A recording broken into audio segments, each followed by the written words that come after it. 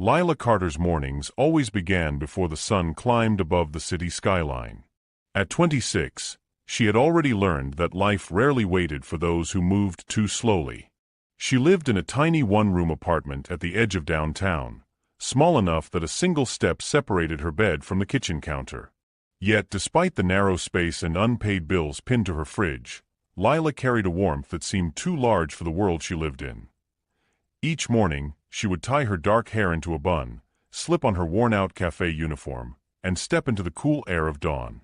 The streets were still half asleep, buses groaning awake, streetlights flickering out one by one.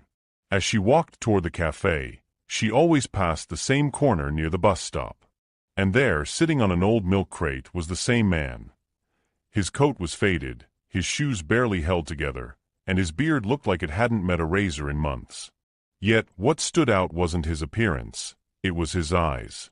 They were gentle, steady, and filled with a kind of peace that didn't make sense for someone who had so little. Every morning he would nod and say the same words, soft but sincere. "Good morning, miss. Hope your day shines brighter than mine." At first, Lila just smiled politely, unsure what to say. But something about his tone, humble, almost fatherly, lingered with her as she walked away. Days turned into weeks, and that same greeting became a small part of her morning rhythm, as ordinary as the sound of her coffee machine or the chime of the café door. One chilly morning, as she sipped from her own cup, she noticed him shivering slightly. Without thinking, she crossed the street, holding out the cup. "Here," she said, smiling. "It's just plain coffee, but it's warm." The man blinked in surprise before accepting it carefully, as though afraid to spill a gift too precious to waste. "Thank you," he murmured, eyes glistening. "It's been a long time since someone handed me something with kindness." From that day, the ritual changed. Lila began bringing him a small cup of coffee each morning, sometimes with a croissant or leftover pastry from the café. She never asked for his story, and he never asked for hers. Their quiet exchange said enough. While others hurried past him, eyes fixed on their phones or the pavement, Lila always stopped. People whispered sometimes. Her coworkers especially. "Lila, you'll never save the world with pastries," one joked as she packed an extra muffin before leaving for her shift. Another laughed, "You've got a soft heart. One day, it'll get you in trouble." Lila only smiled. "Maybe," she'd say. "But if kindness is a flaw, I don't mind keeping it." And so, each morning continued the same. The girl with the warm smile, the man with the gentle eyes, and the exchange that no one else understood, or everyone else. It was a forgettable scene in a busy city. But for Lila, it was the best part of her day. Behind Lila's bright smile and cheerful greetings lay a life that was quietly unraveling. Her days were filled with the scent of roasted coffee beans, the hiss of steaming milk, and the endless chatter of customers. But when the cafe lights dimmed, and she walked home through the empty streets, the silence reminded her of everything she was trying not to think about. Her mother's voice echoed in her memory, soft, loving, but now faint. It had been 2 years since her mother fell ill, and the hospital bills had become an ever-growing mountain she could barely see over. Every month, Lila sent what she could, even if it meant skipping meals or letting the rent slide a week late. Her landlord's reminders had turned from polite to impatient, but she always promised, "Just give me a few more days." Her paycheck was barely enough to survive, yet her heart refused to turn cold. She never told anyone at work how close she was to losing her apartment, how the ceiling leaked when it rained, or how she sometimes stared at the bakery across the street, dreaming of a different life, one where her name was written on the window of her own shop. Lila's Bread and Bloom. She'd imagine it, glowing in golden letters, while the smell of fresh bread filled the air. But dreams, like dough, needed time and warmth, and life rarely offered either. Still, every morning, she made sure Sam had his cup of coffee. It finally told her his name one early morning as she handed him a bag of pastries. "Sam," he said with a tired smile. Just Sam. It fit him, simple, honest, unpretentious. Over the weeks, their small conversations stretched longer. Lila learned that Sam used to work in construction. He had a wife once, and a little girl who loved to braid his beard and call him Santa. His voice would soften when he spoke about her. But then one winter tragedy came, an accident at a building site, a broken back, lost income, medical bills, and eventually the loss of everything. Said it not with bitterness, but with acceptance. Sometimes, he told her, life just forgets your name for a while. You have to keep whispering it until it remembers. Lila listened, not out of pity but because she truly cared. There was something about his calm, his quiet faith in life, that humbled her. He had nothing, yet he still looked at the world with gentleness. On days when she was exhausted or frustrated, she'd find herself sitting next to him for a few minutes before her shift, sharing her thoughts. "I feel like I'm stuck, Sam," she confessed one morning, sipping coffee beside him. "Like I'm walking but not getting anywhere. I want to open my own bakery someday, but it just feels impossible."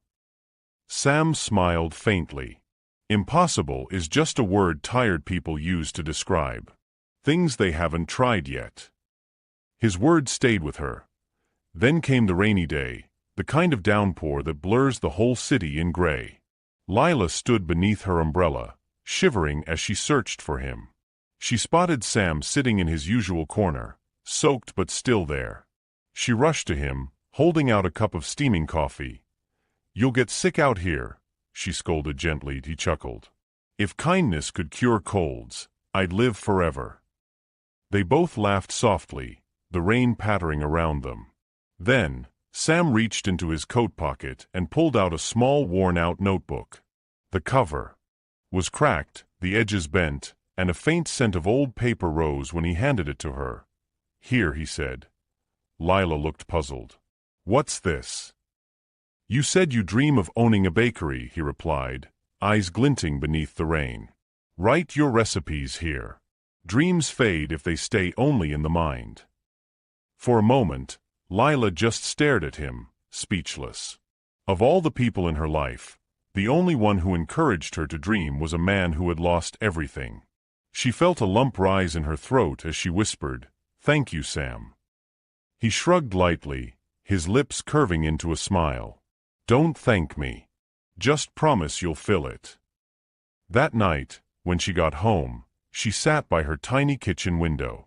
The rain still whispered against the glass, and the city lights shimmered through the fog. She opened the notebook, its pages yellowed, empty, waiting. Slowly, she picked up her pen and wrote across the first line, "Recipe number 1, hope bread." She smiled as she underlined it. Tea wasn't about flour or yeast or butter. It was about something more. It was about believing that kindness, like bread, could rise, even from the simplest ingredients. And for the first time in a long while, Lila felt something she hadn't felt in months.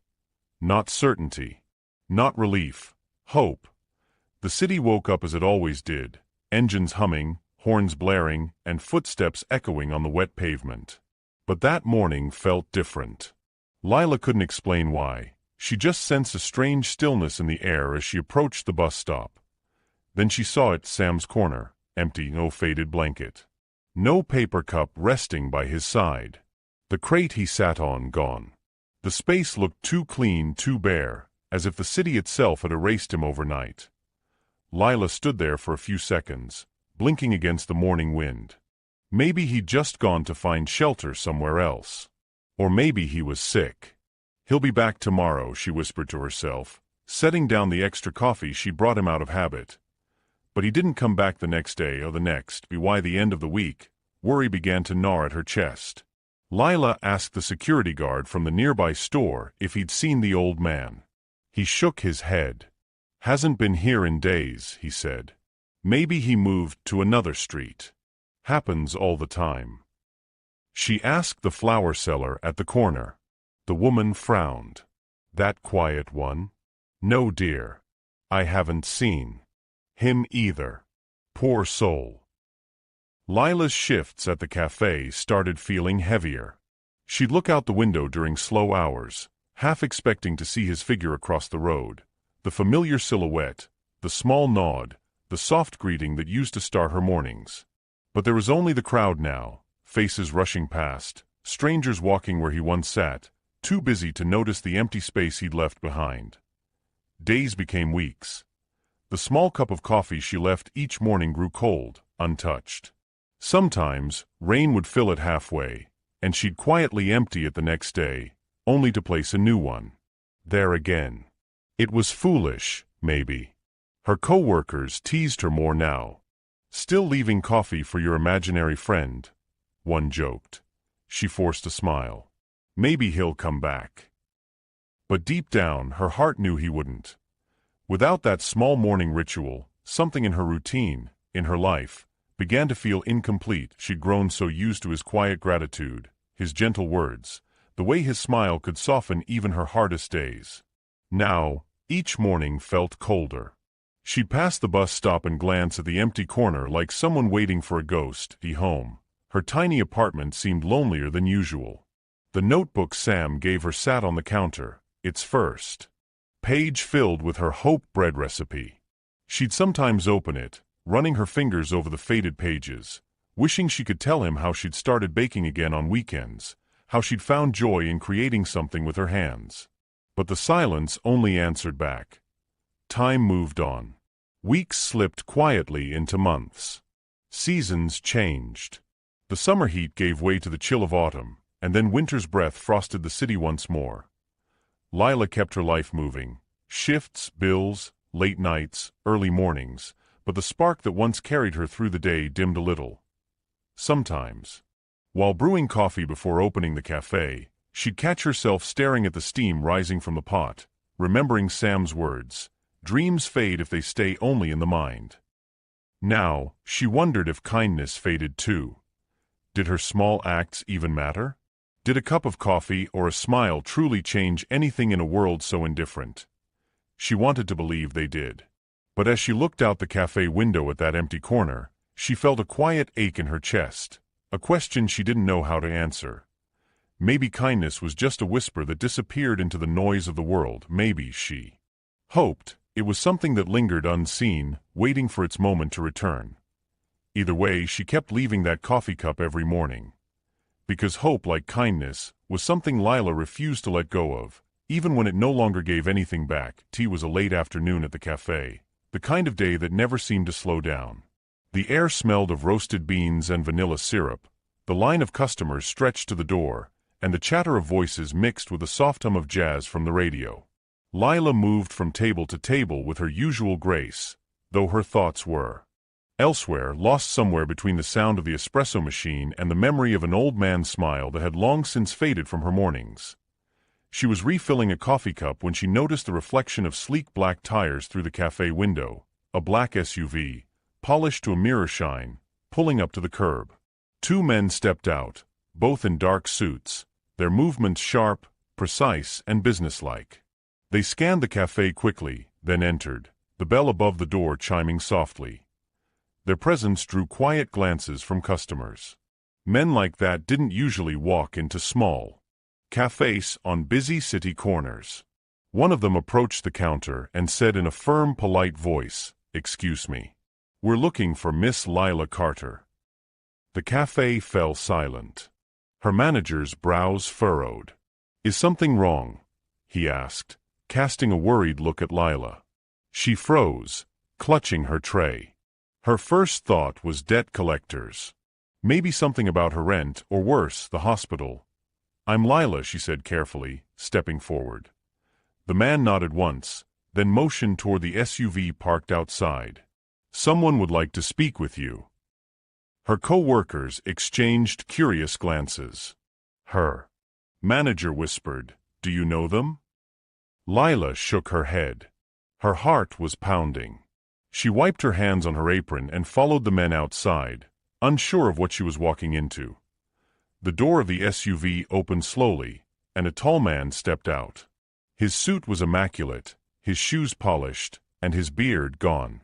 In its place, a clean-shaven face, confident but gentle, framed by kind, knowing eyes. Delilah's breath caught in her throat. He couldn't be. The man smiled softly, the same smile she'd seen 100 times before, though it looked different now, brighter somehow. "Good afternoon, Miss Carter," he said, his voice warm and calm. I hope your day shines brighter than mine." Her eyes widened. Those words, the exact words he used to say every morning at the bus stop. "Sam," she whispered. He nodded, his expression tender. "It's been a while." Her mind spun. What happened?" He gestured toward the cafe. "May I come in? It's a long story." They sat by the window, and for a moment, Lila could hardly speak. The man across from her was nothing like the one she'd known, the tattered coat replaced by a tailored suit, the rough hands now smooth, but the eyes, they were the same. "I suppose I owe you an explanation," he began, his tone calm but sincere. "My name isn't Sam. It's Ethan Blake." The name meant nothing to her at first, until one of the customers whispered, "Wait, the Ethan Blake? The philanthropist? The man who runs the Horizon Foundation?" He nodded modestly. "Yes, that one." Lila stared at him in disbelief. "For years," he continued, "I've been running a quiet experiment.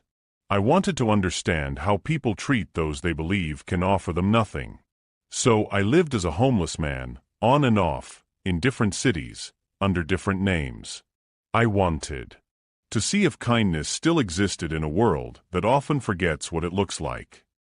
He paused, looking directly into her eyes. "And then I met you." Lila felt tears sting her eyes as he went on. "You were the only one who stopped. Not once, not for a photo or a gesture of pity, but every single day, out of sincerity. You treated me like a human being when others pretended I didn't exist." He reached into his jacket pocket and pulled out a cream-colored envelope. Sliding it across the table, he said, "You reminded me that humanity isn't lost. It's just quiet, waiting to be noticed. And I wanted to thank you properly." Lila hesitated, fingers trembling as she opened the envelope. Inside was a neatly folded letter with the Horizon Foundation seal, and beneath it, a check. Her eyes widened when she saw the amount. Enough to clear every debt, every hospital bill, and still leave her with enough to start her bakery. Her lips parted in shock. I can't accept this," she whispered. "I didn't help you for money." Ethan smiled, leaning forward slightly. "I know. That's why it's yours." Tears began to spill down her cheeks. She tried to speak, but the words tangled in her throat. It wasn't the check that broke her composure. It was the realization that her small act of kindness had truly mattered, that it had reached further than she ever imagined. Ethan's gaze softened. "You taught me something, Lila. Kindness doesn't need an audience to be real. It just needs a heart brave enough to give it freely." For a moment, neither of them spoke.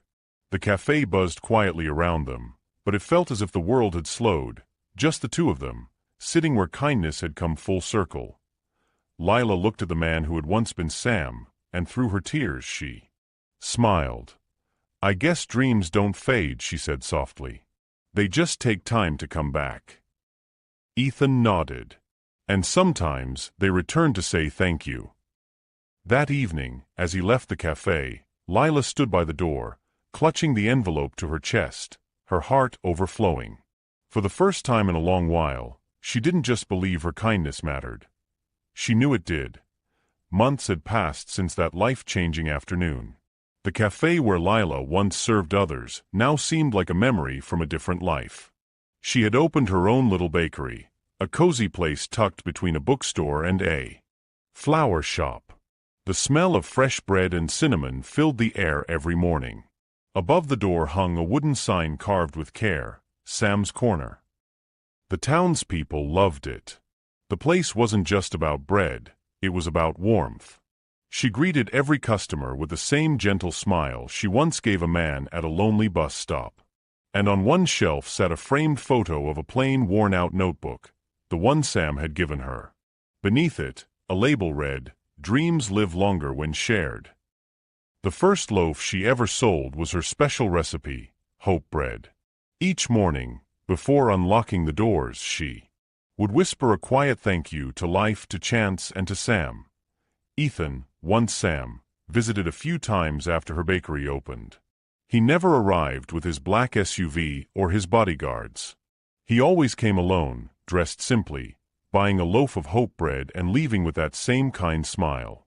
Lila often offered it to him for free, but he'd insist on paying. "Kindness," he said once, "is a circle. Let it keep spinning." Then, one cold morning before sunrise, Lila found an envelope at her bakery's doorstep. No name on it, just her address, typed neatly. Inside was a letter from Ethan's assistant. Her hands trembled as she read. "Dear Miss Carter, I'm deeply sorry to inform you that Mr. Ethan Blake passed away last week in a car accident. Before his death, he left detailed instructions for his estate. Among them, one stood out, that a portion of his foundation's yearly grant be permanently dedicated to Sam's Corner, to support your bakery and your kindness initiatives. Often spoke of you as his greatest reminder that goodness still exists in unexpected places." The letter slipped from her hands. The bakery felt suddenly silent, the soft hum of the oven, the ticking of the clock, all fading beneath the weight of her grief. Tears rolled down her cheeks, warm and endless. She walked outside, standing under the morning sky. The streets were quiet, just like the mornings when she used to hand coffee to a man who smiled through his struggle, and that moment, she understood, kindness doesn't end when life does. It lingers, in memories, in places, in hearts that were once strangers. Lila took a deep breath, looked up at the sign above her door, Sam's Corner, and whispered, "You kept your promise, Sam." Then, beneath the sign, she placed a small wooden plaque engraved with words that would greet every soul who ever entered her bakery. Kindness may not always come back, but when it does, it changes everything. And as the morning light filled her little shop, Lila smiled, because even in loss, she had found the sweetest legacy of all.